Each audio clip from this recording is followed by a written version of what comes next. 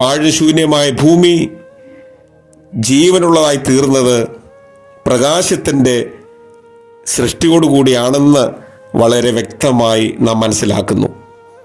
ഇവിടെയും പുരോഹിതൻ ജീവപ്രദമായി വിശുദ്ധ കുർബാന ശുശ്രൂഷ ആരംഭിക്കുന്നത് ത്രോണോസിലെ തിരികൾ പ്രകാശിപ്പിച്ചുകൊണ്ടാണ്. അപ്പോൾ പാടുന്ന ഗാനവരികൾ വളരെ അർത്ഥപൂർണമാണ്.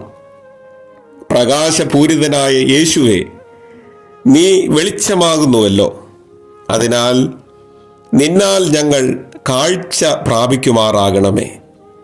പ്രകാശത്തിൽ വസിക്കുന്ന കൃപയുടെ ദാതാവ് അവിടെ നിന്നാകുന്നുവല്ലോ.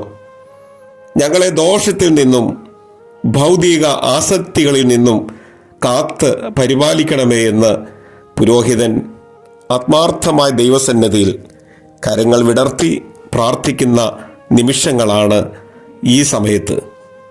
പാപത്തിൽ